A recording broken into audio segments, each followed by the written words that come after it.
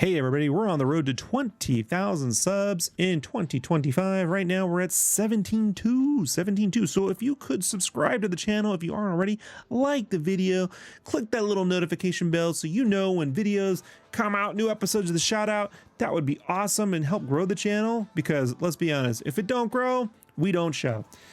Hey, what's up, my Scribblys? Welcome back to the Sketchcraft Shout-Out. I'm Rob D, aka Sketchcraft. Joining me tonight is Uncle Jerk. Uncle Jerk, say hi. Hi, Uncle Jerk. Also joining in, special guest. Actually, in a way, yes, the original co-host of this show when Brandon quit a year ago, right? Our own. I didn't quit. Yeah, busy man, comic binge. Is it comic binges? Which one is it? It's a comic binge. Thank you. The comic binge. Thank you, Mr. Paul Herman. How you doing here, Mr. Herman? Page and Mr. Herman. Well, I'm Page man. Never heard that. Yeah, I have.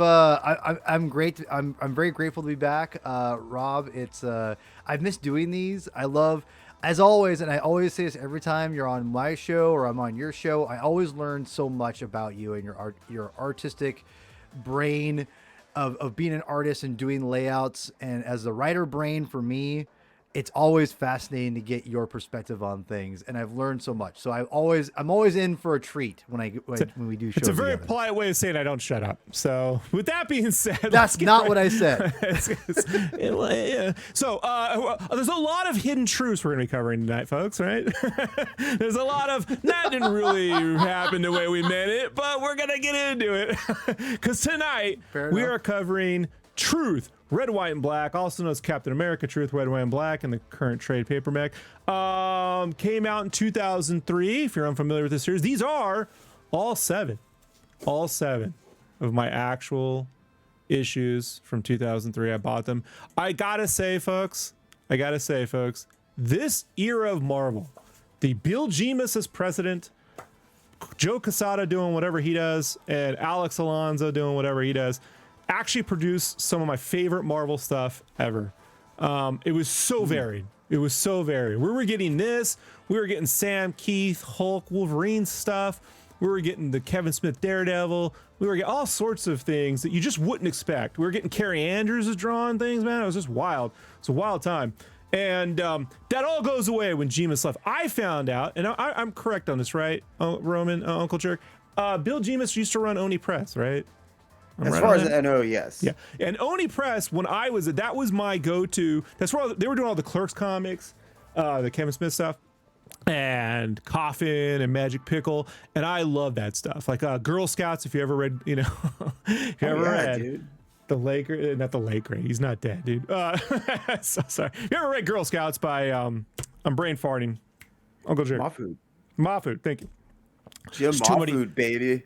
Jim Mahfood's Girl Scouts, but Bill Jemas brought something to the mix, and I'm gonna read what this basically is. I'm gonna just read a little bit from the Wikipedia a little bit, right? So I got it right. So Truth, Red, White, and Black is a 7-issue comic book limited series written by Robert Morales, drawn by Kyle Baker, one of the greatest cartoonists of all time, and published by Marvel Comics. The series focuses on Isaiah Bradley, one of 300 African-American soldiers experimented on by the U.S. Army in an attempt to create super soldiers, really to develop the super soldier serum.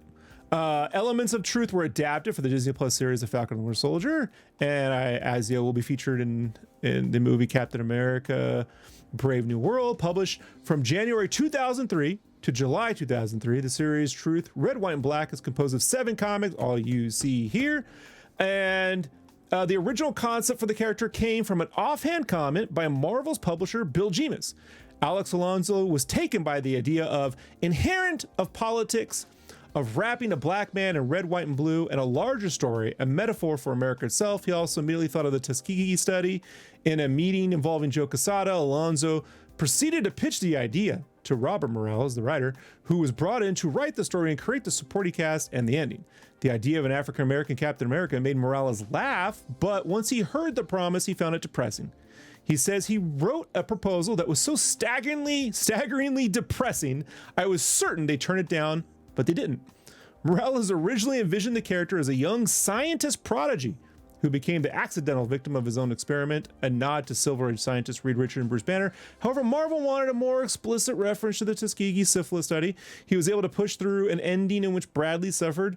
Spoilers, folks. We're getting into spoilers. If you don't want spoilers, leave. So, but this is really inherent. We got to get into this. Morales was in which Bradley suffered brain damage, a reference to Muhammad Ali that gave the character a tragic ending. Morales was disappointed at having to get rid of his idea for a black scientist, but he was consoled to know that the most important story element, a strong black marriage, had remained at the core. He performed extensive research in the time period, which he balanced with editorial suggestions. Bradley's strong marriage came from an unsuccessful Luke Cage proposal by Brian Azzarello. I don't know what that's about, but there is, if you want to see all of Robert Morales' take, like really in depth, is how he wove historical stuff with this fiction.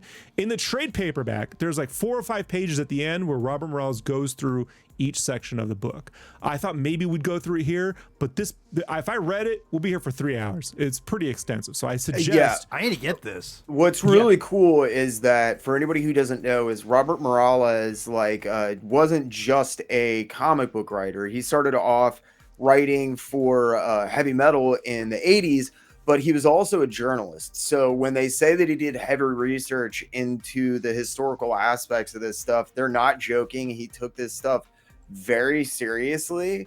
And this series is like way better than it has any right to be. It's also one of the first series that I remember, like pre the term woke and all of that stuff. I remember at the shop, like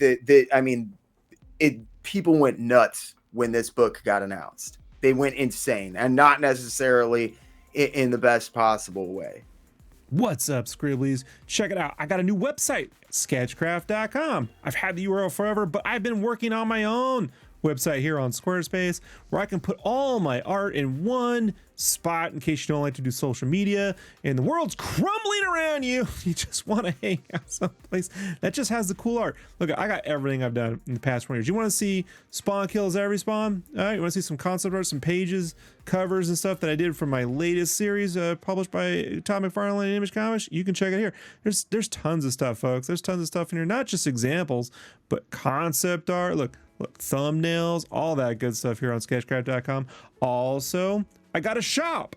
If you'd like to buy some original art from me, this is where I put it. Right now, this is gonna fill up, folks. I got a lot more. We got stuff for $50. We got poster prints. We got original art. My Scribblys, all this stuff right here. You can sort it by you can sort by the newest stuff. So if you want to see what's new, you can always click right there. Also, if you want to find out what I'm talking about, you can check out the old blog, right? We go to the homepage, check this out. I got a cool blog button. Bam! Click on that blog. This is where I just give little life advice, little insights. My latest post, Why Creative Work Isn't Always a Straight Line, is a fun read. You can get right down there, easy breezy. Helps Google know that this website's more than just images and stuff. That's how it works. And if you're really interested in all the little stuff that I come up with and things that I'm finding out on that don't fit around the channel, just subscribe to my stupid newsletter. Takes 10 seconds, and once a month I'm working on 2.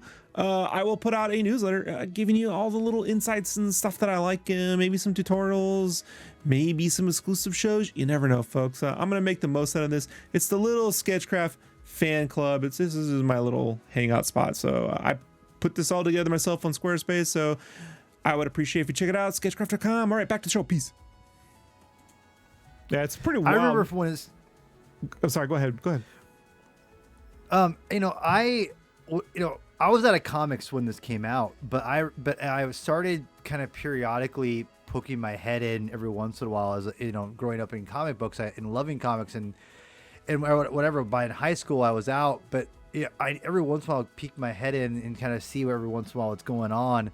And I remember hearing about this kind of peripherally, and I thought that was a very interesting idea, and I always remember thinking like, oh, that's again, I didn't read it till years later, but I thought it was a very inspired idea from what I was hearing, and it got so big to even for someone like myself who was on the outside at this point started hearing the rumblings of that, which I think is very interesting. Like what you're saying, Uncle Jerk, the fact that at the shop everyone's going crazy about it, having a strong opinion on it, and it definitely even got out, I think, to the mainstream in some minor ways too, for sure.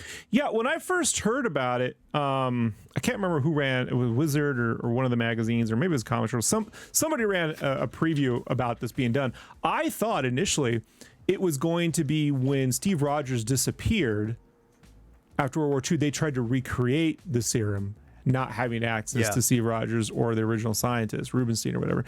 And this was like what they did like during the Korean conflict or something. You know what I mean? Turns out this actually predates. It's the process that in which they arrived at the creation of the super soldier serum. So that's where it takes place. But the cartooning that Kyle Baker brings to this, folks, it's very New Yorker-ish. Like this is a really weird period in Baker's career, man.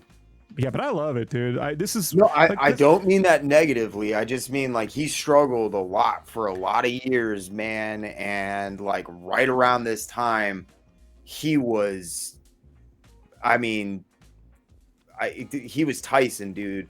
Well, he did this book called King David, right?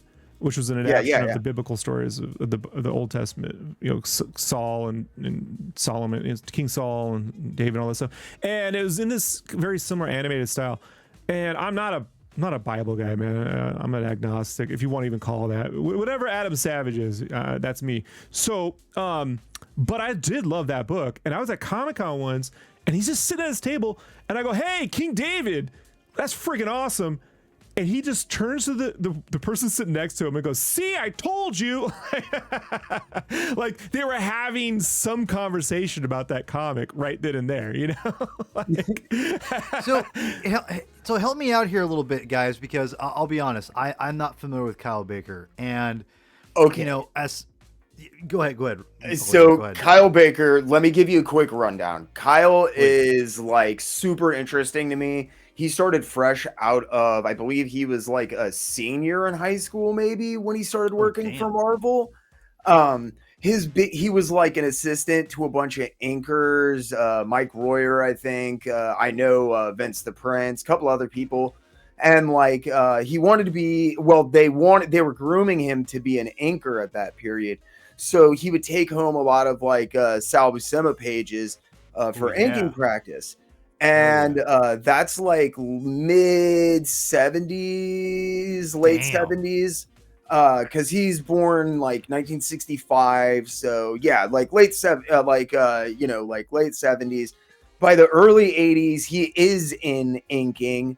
By 84, he has his first penciling credit for something like his shorts, and then 1988. He put out his first graphic novel.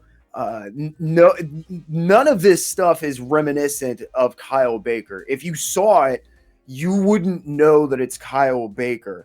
In 1990, he put out a graphic novel, Why I Hate Saturn.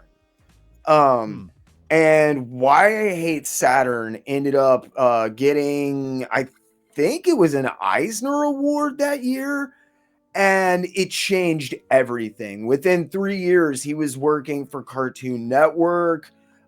He was doing his own style of cartooning. Like he was finally starting to be allowed to, kind of evolve into the Kyle Baker that we know. But what's really crazy is he'd been working professionally by that point for almost a decade. And that's when he really started his cartooning. So I come to his artwork when he took over for Bill Sienkiewicz on The Shadow. That's 1988. Yeah, you remember exactly the period that I'm talking about. And it's a very different Kyle Baker. I wasn't familiar with him, so I had no idea. And just to kind of give you guys a full, I'll just be honest. When I first read this, it was very jarring for me because I was not expecting the art. And you mentioned Rob. And now I knew Rob probably thought he was trying to fool me. It's like, I've already read this. I already know what I was walking into. But and this is full disclosure here. I enjoyed the story the first time I read it. The art, I did not like the art at first because I tend to like more realism in just for superhero stuff. That's just at the time, and it's probably still now. But at the time when I read it, it was so jarring.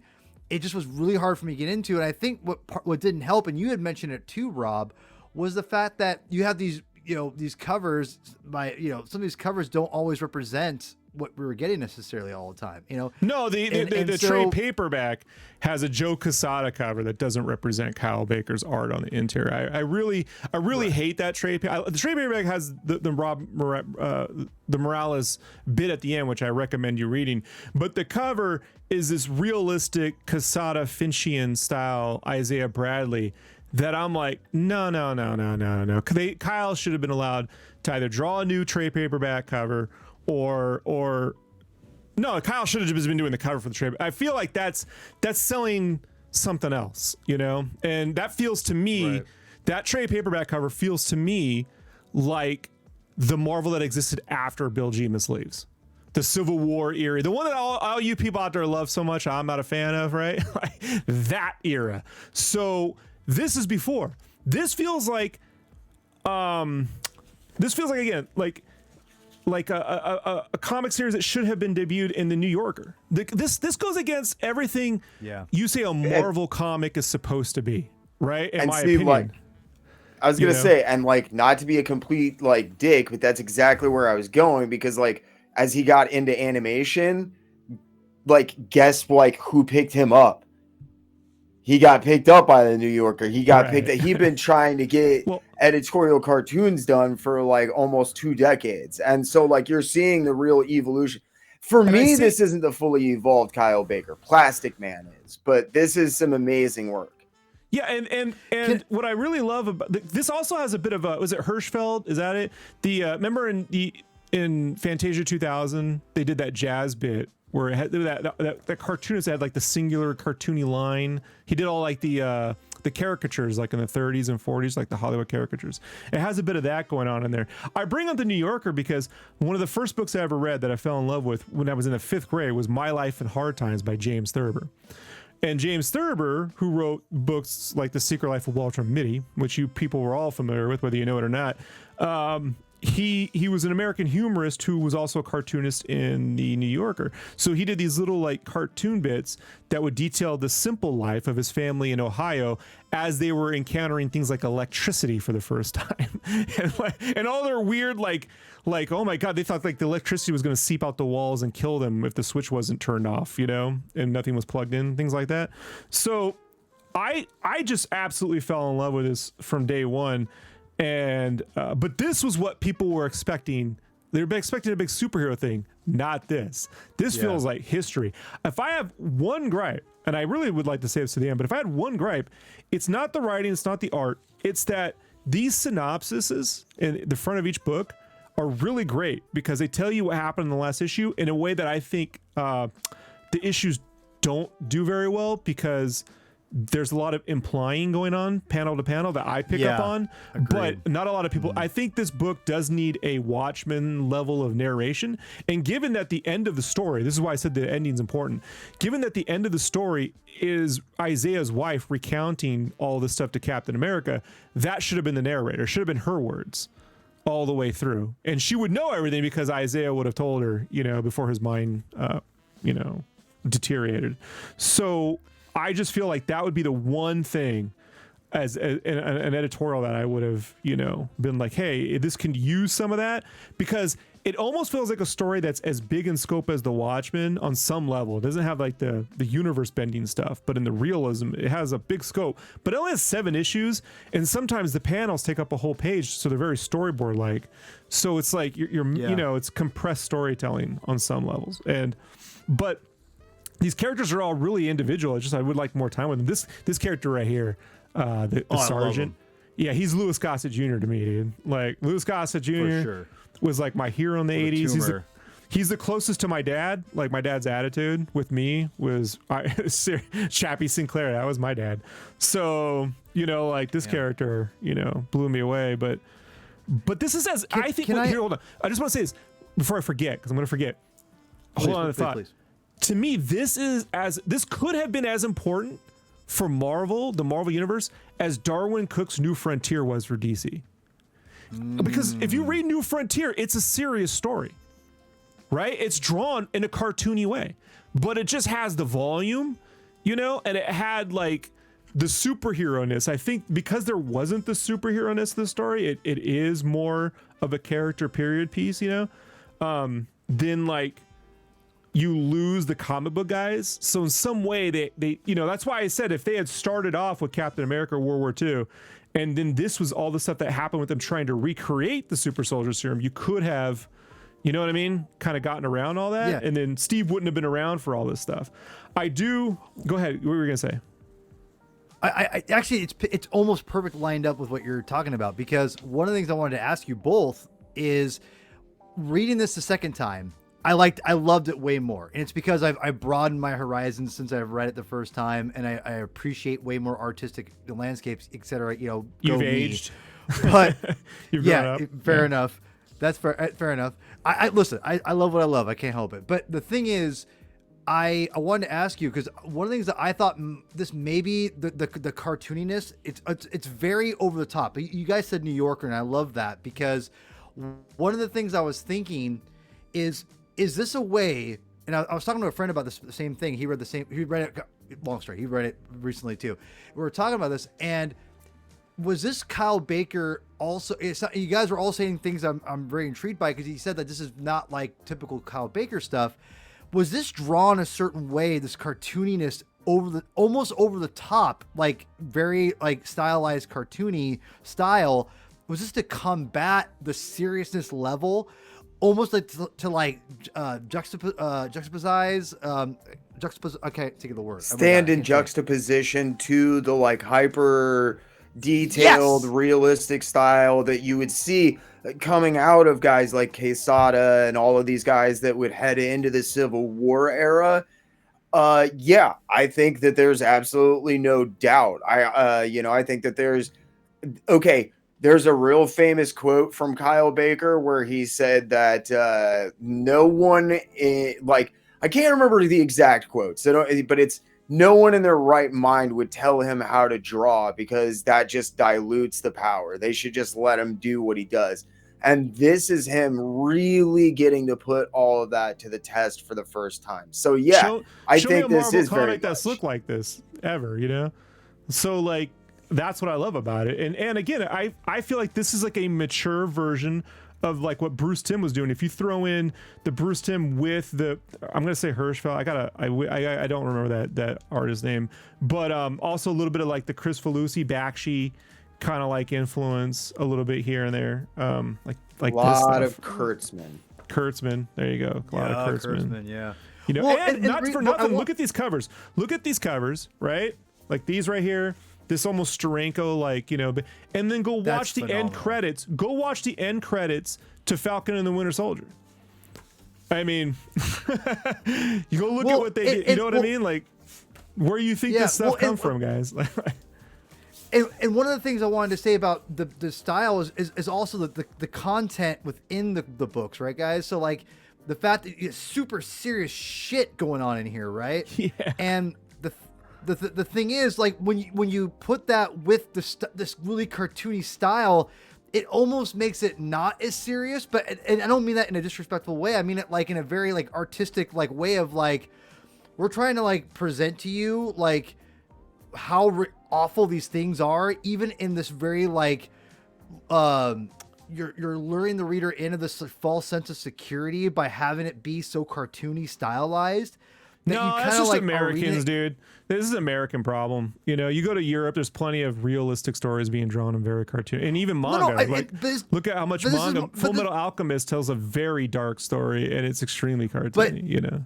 But I think that there's no doubt that making that decision here in the Western is a conscious decision. I think that's a very valid point. If it looked like this, I mean, like, does that sell the, you know, like, first off, it's being told from the 40s, so drawing like something that would have been drawn in the New Yorker in the 40s, you know, is apropos. You know, it is appropriate for the story. We're not saying it's not apt. We're saying that it's very apt, because it's almost used as a way to make the like, dude, we just looked at a panel of a guy reacting to the super soldier serum and exploding.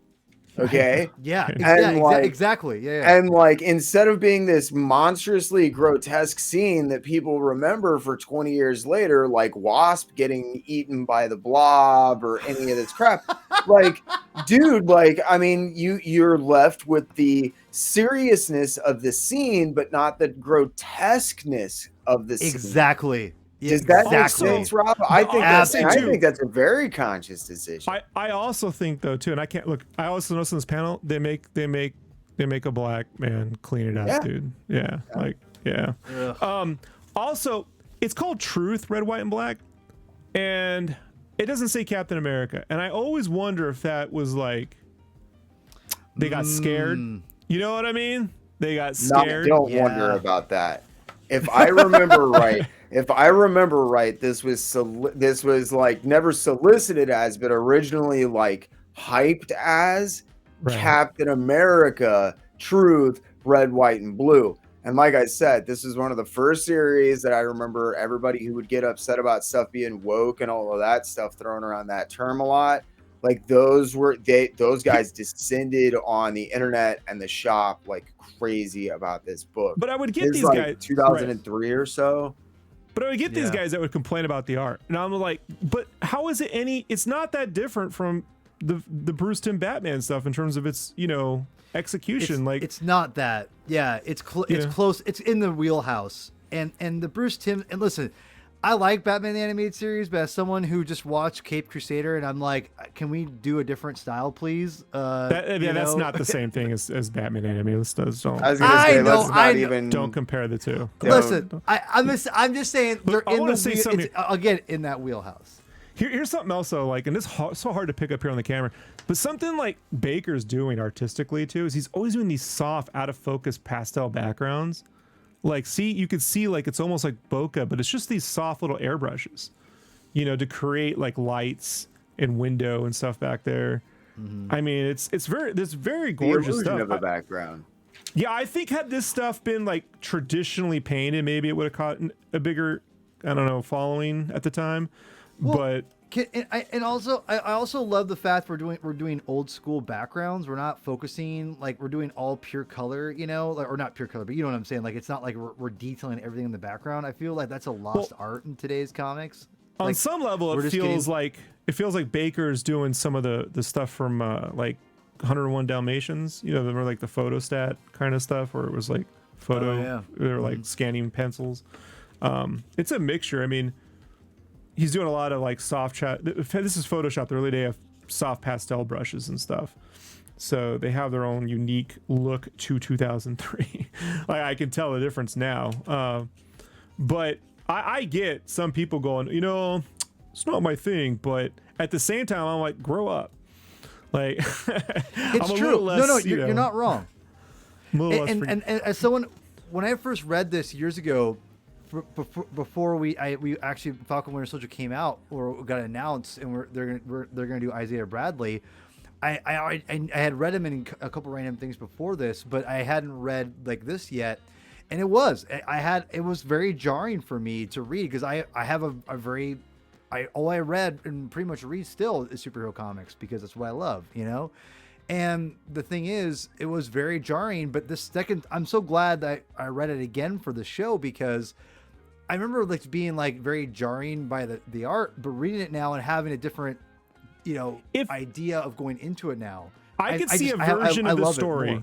I can see if had this never been done in 2003 and it was being pitched now, I could see someone say, "Hey, it's like Django Unchained if filmed like Inglourious Bastards." You know what I mean? Like look at this. I mean, look at this two-page spread. I mean, when Baker brings it, he can bring it, guys. Like, hey, Rob, you draw too much. No. And he's doing all his own colors. So some people go, oh, it's loose, but he's doing the whole thing. So that's crazy. And it's, yeah, man, it's super. It's violent, but it's not I mean, it's violent, like that's violent, but it's not over. I mean, there's more violent stuff, and like Issues of Wolverine where he's getting ripped in half. It's not grotesque. Exactly. That's going back to what we were talking about, and I think that is a very conscious decision that he made. Yeah. Has Baker ever done, like, we got to dig it up, Uncle Jerk. Has Baker ever done interviews on the art on this? Like his whole. Oh yeah, yeah, absolutely. He's done interviews on basically the art on everything, man. Like Kyle Baker was. Around this time is when I'm in college, and there's really no Wizard magazine as we know it. It all turned into like Maxim / Entertainment Weekly, you know. I think like, it's mostly probably internet stuff. Yeah, and it was so weird. Like those interviews would be done on rando blogs. Maybe Vibe magazine had a blog that they were doing it because Robert Morales used to write for Vibe and stuff.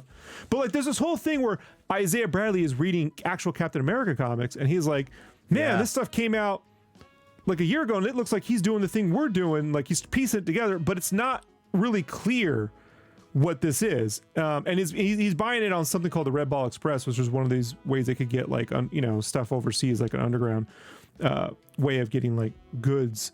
And I just feel like had there been like some kind of narrator explaining it a little better, you know, because it's just. I think if Robert Morales had a little bit more experience, man, I don't really want to like.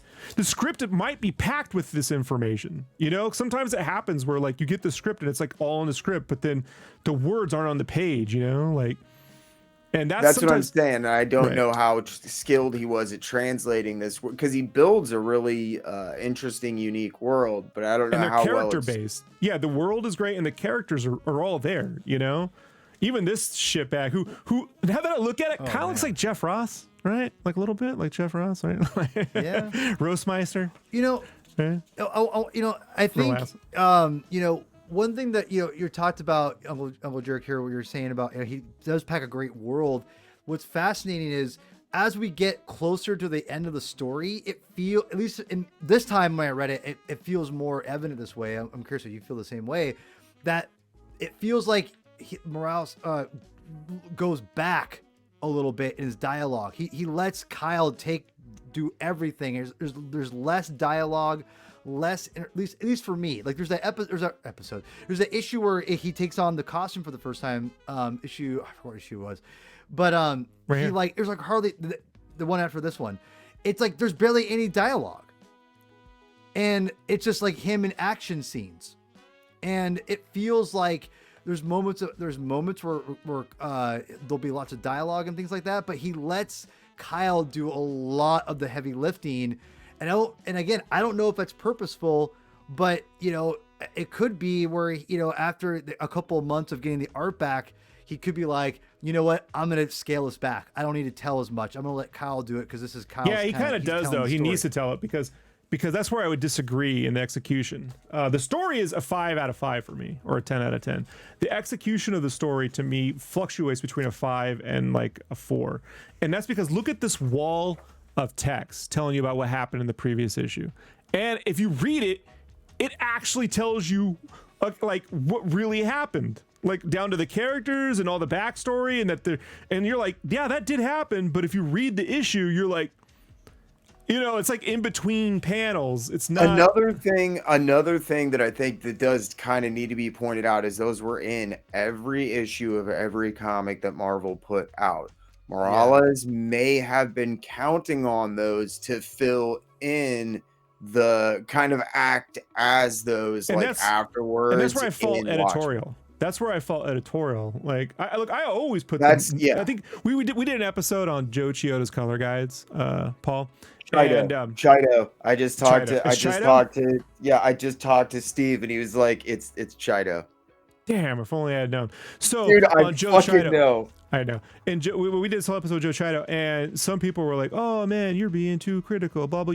The separators. I'm like, I don't blame the artist. I clearly said in the episode, it's editorial. Look, there's always a balance between time and money and everything else.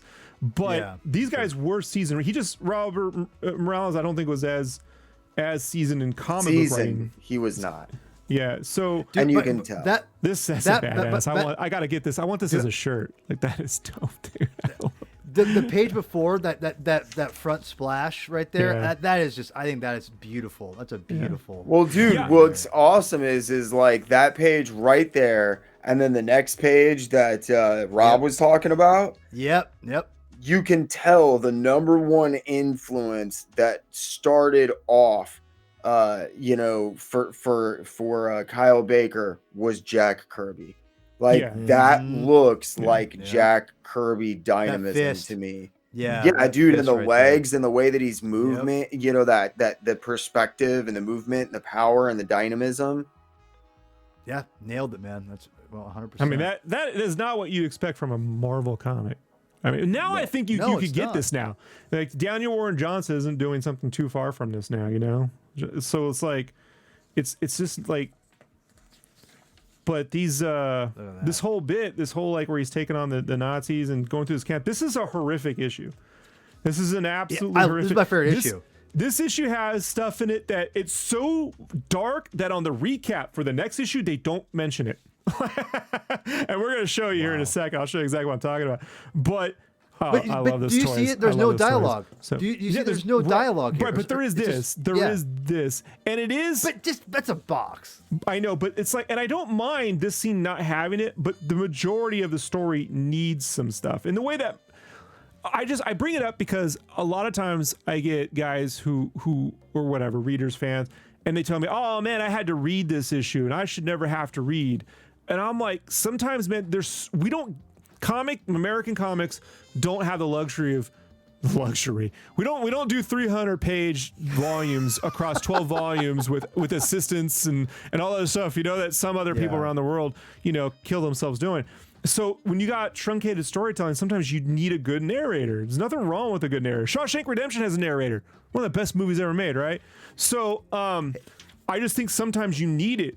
Like this scene where Isaiah discovers the Holocaust victims, dude, is like, it's beyond horrific, and it gets worse. You didn't think it could get worse, man. It gets worse, and it's just really, just for a second, look at this. We're seeing this stuff, right?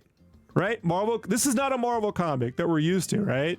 Then a freaking ad for this, right? Like then a freaking ad for that. Look at these. Look at this. Look at this Hulk, man. Was that Murat Michaels? Who is that? Like, it's one of those dudes, it is janky freezer mugs, great from Easter. Like, come on. It almost feels like we're cutting to a Precious Roy ad right in the middle of like an episode of Roots. You know what I'm saying? Buy my hot dog flavored Hulk moccasins, suckers. Like, it's just like some of the stuff with these ads. You imagine in the middle of the Watchmen, like. I hold on. I got my issue here. Let's find out. Here, let's go see. We got an issue of the Watchmen. Issue 2. Has been brought to you by Rorschach Coffee. Let's see what kind of ads we had in the middle. Have a cup and tell everyone to fuck off by 8 a.m. Let's see. We got the ads. This comic brought to you by the Guinness. Do we got the Hulk ad in the middle? I'm not seeing one, guys. I'm not seeing the riots, and then all of a sudden, go check out Super Mario Brothers 2. Like, I don't look at that. It is possible to tell. Like, come on, guys. You know what I mean? Like, come on. Like, some Back to the Future ad right there. Not one damn ad in this issue.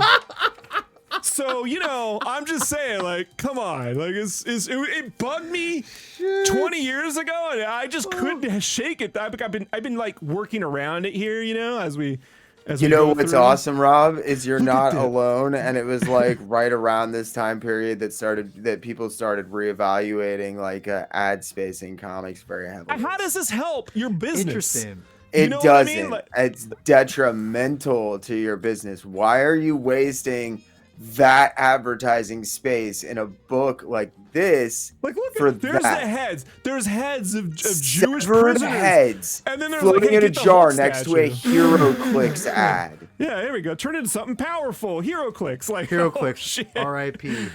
Yeah, I mean, and then this stupid Getaway 2 ads that So I know I don't want to hang on it too much to take away from the story, but like this is just horrific, man. Like, and he has to put the dynamite. Look at it, and then it gets worse. It gets worse, guys. I'm just gonna tell you the sequence that's coming up next, and I'll let you guys speak because I've spoken enough. Like this sequence that comes up next to me, like in my head, I'm like, this whole series should be translated to an animated series, given I'd say 9 episodes instead of 7, flesh it out a bit more, maybe even 12 as far as I'm concerned.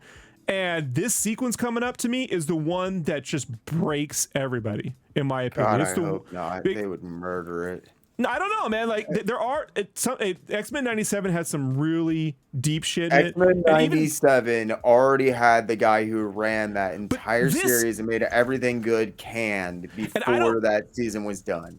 Right, and I don't know, because Falcon, the Captain America Brave New World is coming out. You know, we're gonna launch this right when it hits. Yay. But I haven't seen the movie yet. But when they first announced it, I had hoped that this would have been the opening of the movie. No way. Right? You know what I'm saying? Like, so you could see how, right? You know, like this would be it'd be somewhere between the opening to X-Men 1 and Django Unchained and Schindler's List, you know? So what he does, guys, so what he does is he's breaking out, killing, he's got to blow up this base, and ultimately this base is housing the stuff that would create super soldiers for the Germans, okay? And he ends up trying to hide in this room, and he ends up locking himself in one of the showers for the victims, man, and he gets trapped in there while they're being gassed. And they're attacking him. I mean, I'm telling you, it's up there with God Loves Man Kills is my favorite Marvel comic of all time, but it's hard to read. This scene, when you really take in what's happening, is tougher than anything in that series. You know, this issue like signifies, like, it's not that the series isn't dark or serious before this, but it represents a tonal shift in the series. And it's one of the times that I think you can see the real strengths of Kyle Baker as an artist and having him as a colorist. Because if you look, he's completely changed his color palette for this. We've got this like very washed out, you know, almost monochromatic, these blues and pinks on purples and greens and like bright purples. You know, like tell me this isn't Kirby. You know, looking at this, you're drawing on those primordial Kirby colors. And it's really, really cool to see this series evolve and change, because I think Baker really was coming into his own as a comic book creator. Their serial numbers are like glowing in the gas, you know. Ugh. And then there's this like imagery where like the numbers fly off, you know, to symbolize, you know, their deaths. This issue is grotesque, but it's a masterpiece. I absolutely adored this comic when I read it. I mean, not because of obviously awful things. And again, just like, it's cool, you know, kind of going back to what you were talking about earlier, is you've got that gas chamber sequence where they're like, it could be so grotesque, but it's not. It's horrific and it's terrifying, like, and it's mentally scarring, but it's not grotesque. This panel is what elevates it to art to me. You know what I mean? Like, it goes beyond. It's not trying to like glorify the horrific tragedy of what literally happened, you know, now pushing 100 years ago. But it is finding a way to, and then it ends on, you know, the classic sort of Kirby-esque Captain America. I'm gonna give Marvel and Morales and everyone a lot of credit. I thought the use of Captain America in this series was pretty well done. I thought it was perfect, to be honest. Yeah, I mean, like he's not here as a superhero. He's here as, you know, a person discovering. I was gonna say that I didn't really think they used Captain America. They used Steve. He just kind of has the Captain America suit on. Right. That's fair. Yeah. There's a lot of things that I could throw at Captain America that I don't like, but the one thing that I really, really, really, really love about the character is Steve. So, yeah, but he has to wear the outfit, or it doesn't. Yeah, you know what I mean? Yeah, I mean, yeah. In this context, yes, but he's being Steve. He's not being Cap. You know what I mean? Right. Yeah. Yeah, I know what you mean. I mean, I feel like there's. I personally don't always feel. I mean, as someone who loves Captain America, you know, I don't always feel that they're two different things. But I get what you're saying at the same time. Like, he has to be, when he's Captain America on the field, he has to act a little differently. He's a little more stick up his butt. When he's not you know, when he's just being in his normal self. Well, he's what a I lot mean is, more- like, there are scenes where, like, Captain America has to talk to Spider-Man. It's not Steve that's talking to Captain America. Like, Fair Pete enough. looks up to Captain America, and Steve knows that, so he puts on this face, and he's like, "I'm fucking Captain America," and like, this is. Well, but that's not how he feels. That's not who Steve is, you know. But he can be that because that's who people need him to be, and that's awesome. But really, like, they're utilizing Steve here really well, and I appreciate the hell out of that because I feel like Marvel editorial probably pushed like that he has to be in suit all the time. It's very important that we tie this into the Captain America mythos and like the entire. Let's not talk about the fucking ad there. What's up, crafties? Spawn Kills Every Spawn, drawn by yours truly, out on shelves now. Issue 1, issue 2, issue 3, and issue 4, all on the stands. Local comic book shop, you can get them as well as Amazon, everything else. Plus, on December 18th, 2024, issue 5 drops. Oh my gosh, look, I already have it. It's ahead of time. I got it early for the Christmas season, but December 18th, you can grab it too. And don't forget, if you look on eBay and around, you'll be able to find the Spawn Kills Every Spawn sketch cover. I might even have a few in my store soon with some commissions and drawings and stuff. So go in there. And don't forget about the limited to 500 San Diego Comic-Con exclusive edition Spawn Kills Every Spawn issue 1, featuring my line arts. Wouldn't it be cool if they had done all these as secondary covers? But hey, you know, go bother Todd about it. In the meantime, if you want to support me, help pay the bills, please, folks, go to your comic book shop, pick up some Spawn Kills Every Spawn. All right, and now back to the show. But like, and then they yanked the entire carpet out from underneath them, and they were like, "Well, you know, we don't really want to tie Captain America into the name, so it's like, you know, it could have been really annoying. You know, do you need Steve, and he has to wear the Captain America suit?" But they did it really well. But the coloring on Isaiah Bradley's interrogation scene goes to another level too. Like his use of like airbrush sprays and crayon and his crazy Hitler. It definitely feels like Kyle and everyone kind of got the figured out the assignment, and this is not a way I would say it was bad before. No, this brushwork is fantastic with these coloring little palettes back here. Like he figured out the tone of it, but that's what I'm saying. Like it kind of like gets figured out right as they end it. This is one of those things I wish in comics. I wish comics had the money, or they would invest the money in allowing artists to sort of like, kind of like do like tests, you know, before like real pre-production, like a year of pre-production, honestly, you know, and not put a fucking Hulk ad in the middle of the goddamn, like, I mean, guys, there's Hitler on one side, there's a goddamn Hulk ad, like so like the way that I would back that up, Rob, is like, you know, Bone is considered to be one of the greatest comic series ever written, right? Just totally superb, right? Well, that's take 2 of a book called Thorn. Correct. He already wrote fucking Bone. He had already designed all of those characters. Like all of that stuff was tightened down and like refined and put forth. And yeah, it's something that you see in a lot of places other than American comic book media. And I wish we had more time for it. Yeah, well said. Yeah. I was just thinking about this the other day about how, like, you know, sometimes, like, you know, people wonder like why sometimes or not, at least for me, some of these MCU suits I think are sometimes better than some, you know, or on par. And I'm thinking to myself, you know, how much leg time these artists do is so impressive in the comic books, because they have no pre-production time. They've got like, you got a few months to figure out this costume, okay, and they put out like, you know, a legendary suit. You know, I mean, so many comic artists have done that. But so much of it was garbage shoot. This was part of the era I didn't like, when they did this, like Mark Millar, these photo covers for that, when they tried to redo the Epic line. It was like, what is this? Like they're literally. I mean, at the time I was like, who are you appealing to with this? I can't. The dichotomy here, right?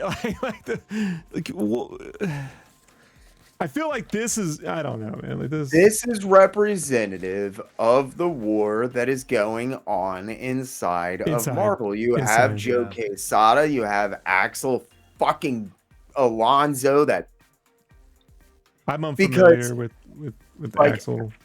Because like Axel, like, you know, is the guy that was responsible for tanking Darwin Cook's entire like line of kids comic books for Marvel. That's the one, right? So the story goes, right?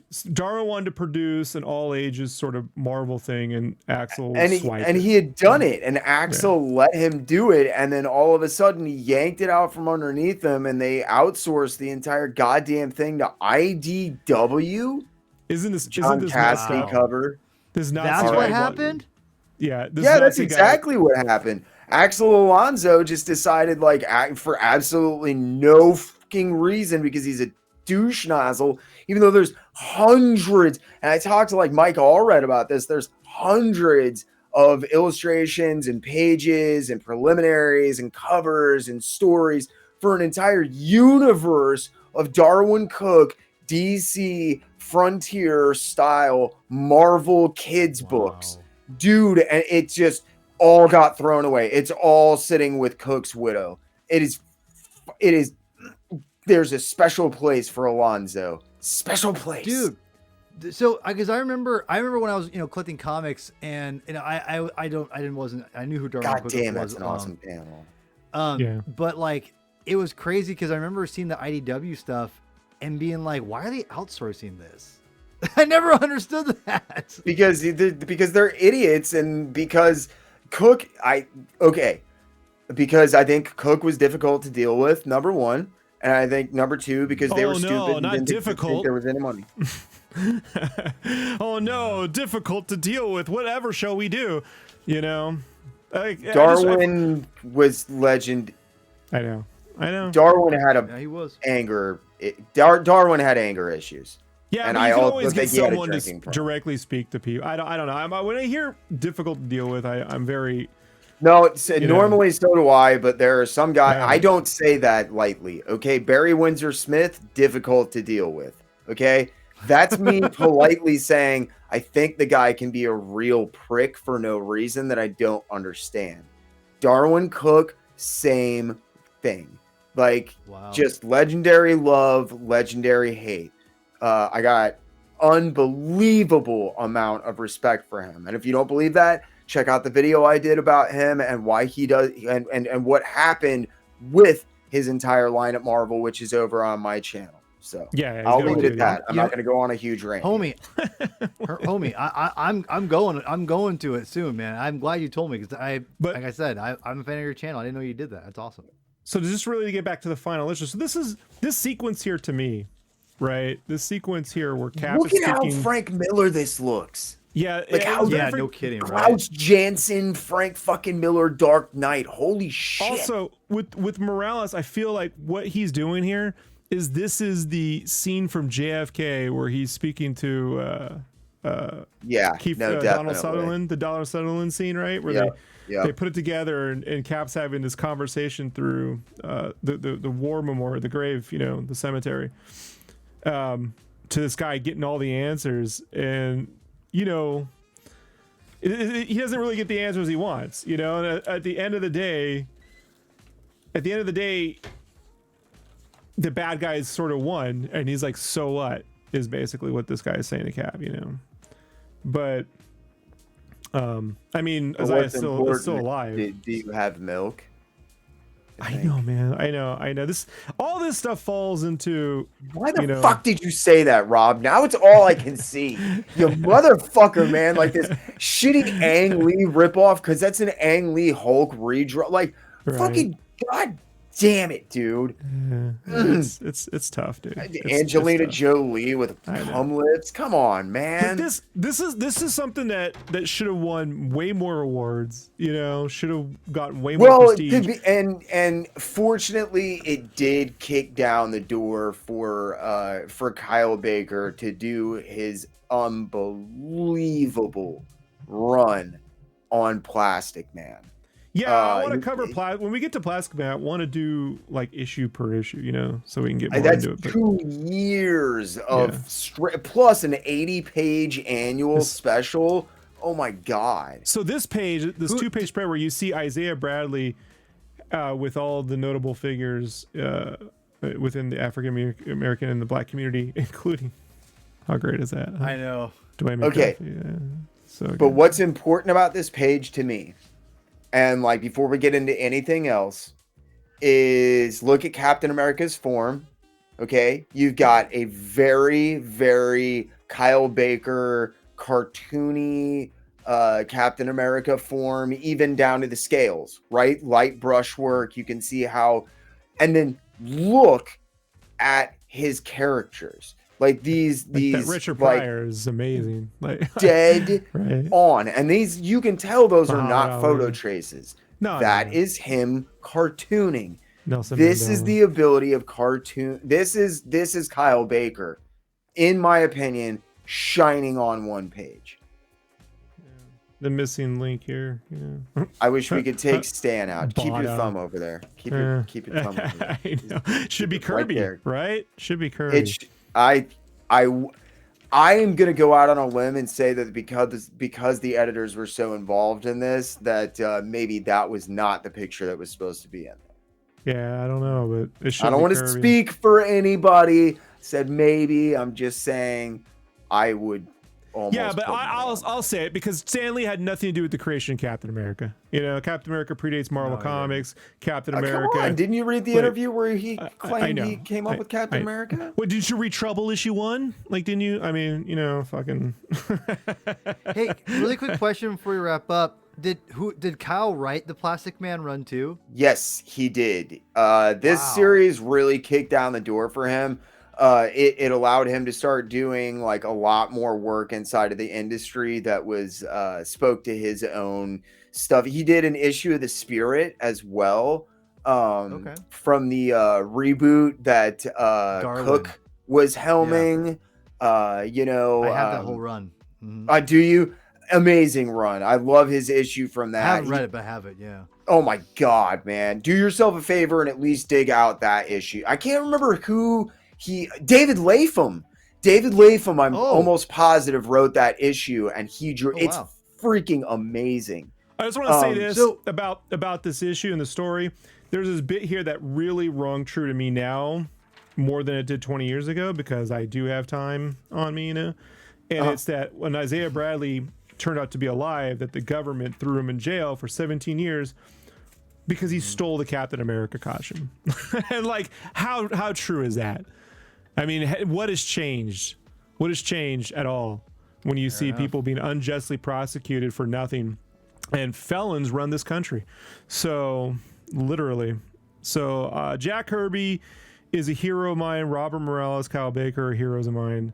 I do have to thank Bill Jemas and I gotta thank Axel Alonso and Quesada at the time for putting this through. I don't think whoever thought putting these fucking Goku ads and Hulk ads everywhere was a good freaking idea. You know, like I really condemn that. With all with like you know Khan with every I spit at thee, you know, with every being in my fire I tear at thee, you know, like what is dicks. But like this, the brushwork Kyle doesn't, God, like you guys can't see it, but like it's the painting is so, he gets the painting so good. If I could just get more of like that with, because like this stuff is cool. I think he was trying to emulate the inking more of the later stuff, but I kind of still prefer like the cartooning in the first issue probably a little bit more. Like I like this. He's figuring things out. Yeah, each section of this, to me, there feels like three very distinct sections to this book. There's a period where Isaiah Bradley has some hope, and there's like some glimmer of like that he's doing the right thing, and you get this, and it's like a loose. It's more of the Chris Felucci influence that you would see later, but the line work is also very Kurtzman and stuff. Then later on, you get more serious. And also another series that he worked on top of The Shadow was also Dick Tracy. And tell me you're not seeing a shit ton of Dick Tracy in this. I know, but I like this more. But look, this is just, we're being fans now. You know, we're geeking out. But overall, I think this is a fantastic piece of Marvel history. I hope that they don't, the Isaiah Bradley just doesn't become a catch-all in the Marvel MCU. I wish they would do a whole thing on Truth, you know. I don't Really- care what he becomes in the MCU. Let him become whatever he needs to be in But the it- MCU to take on a relevance to allow him to come back to comic books and for us to read more stuff like this. That's Sure, what I but, really care but they're about. not going to Hey, listen. cartoonize. Look, this is where I'm pessimistic. They're not going to allow this kind of rendering in a modern book. They're not. It's going to look like every other, you know. You don't This think is- that no. if they got if Kyle Baker agreed to do the book, they would. Yeah, if they got Kyle Baker to do it, sure. But I tend to think that they wouldn't. And my proof on that and my take on that is the fact that the trade paperback doesn't have his own art on it. Do mean, you how do you think do that was because he wouldn't do it, or because you think they didn't ask him? Because I don't think they asked him. Just They like that, probably I don't didn't think they ask asked him to do any I mean, of those like, covers. I like how his head is covering up. You guys can't see it, but his head is covering up the Joe Quesada art. He's like, no, that one right there. That's the one. That's the one you want. So, you know. As someone who I love Falcon Winter Soldier show, and I actually am rewatching it right now, and I just got to the Bradley episodes, and I thought he's such an integral part of Sam taking on the mantle of Captain America. I think it's pretty interesting. I really I like what do they did wish with that this. series had this stuff in it. That the B story had been the me too. flashback. Yeah. 1000%. That's where my 1000%. criticism of the show is. Like, you got to show. You can't just say he did all these things for the country. They got to show the things that he went through. You know, show, Agreed. don't tell. I agree with Like, you that. know, like. But Rob, you wanted the narration. Yeah, well, it's a comic book too, guys. You know, so you know, at the end of the day, when you got like, you know, 4 pages, you know, to do an insane thing. Like, again, you'll see what I mean, folks, when you read this, and then, like, what is this? Issue 4. So let's get to issue 5, right? When you read like what happens here in issue 4, then just read this opening. Look at this novel, and it's like in 2-point type, you know, all caps. So like when you read it, you know, it actually makes the thing even make more sense. I got what was happening, but it does provide better context than the actual finished work does for some. I don't know, you know, I don't know how that works out, but I still give the series as a whole a 5 out of 5. It's always been on my mantle. This since is the one day of it those came out. growing series. Everybody in this, like, you can see them like evolving and changing and becoming these like powers that they would become. Unfortunately, you know, Morales, it didn't do a whole bunch, and we lost him back in like I think 2013. Yeah. But you know, it's an extreme. This is a cool series. It's fun. It's not long. I say fun, like, not in the sense of like, oh, it's about the Holocaust. Well, it's so funny, but like, Right. it's really like the cartooning and the characters and the designs and the coloring and the writing is well done, and it's fun to read. And it's one of those books you'll kind of sit down and devour. And that's a high praise for me. Yeah, 100%. Yeah. Any final words, Paul? Yeah, final thing for me is that I'm really glad that I reread it. I remember liking it but not loving it because the art was so drastic for me. But this time of going through it, I appreciated it way more, especially towards the end where it's more of my flavor. But I'm definitely gonna be checking out Kyle Baker's Plastic Man now. That seems extremely exciting Oh, for me. you are in for a treat. I'm stoked. And I'm praying to goodness this movie is actually really good. But the potential's there, the characters are there. There's amazing stories to be translated and worked upon and built upon, you know. It's all there. They just have to have the will and the vision to execute that. So Truth, Captain America, Truth, Red, White, and Black, Isaiah Bradley, his whole crew of combatants and soldiers, and it's all tragic. I think it just was way ahead of its time, and yet the story is as relevant today, I feel, as when it was written. So, and 100 years ago, right? Like, what's changed? So, I know. Go pick up the trade paperback at least, right, folks? Or grab all 7 issues if you can. Ignore the ads. At least the trade paperback doesn't have the damn ads. So. All right, everybody. With that being said, thanks for hanging out. Sketchcraft shout out. Let us know what you feel in the comments below.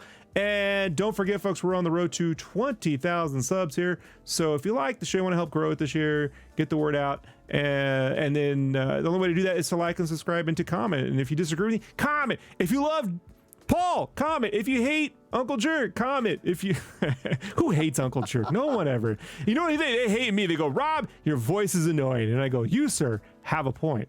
But it's my show. So, it's my show. It's my show, damn it. All right, everybody. Peace.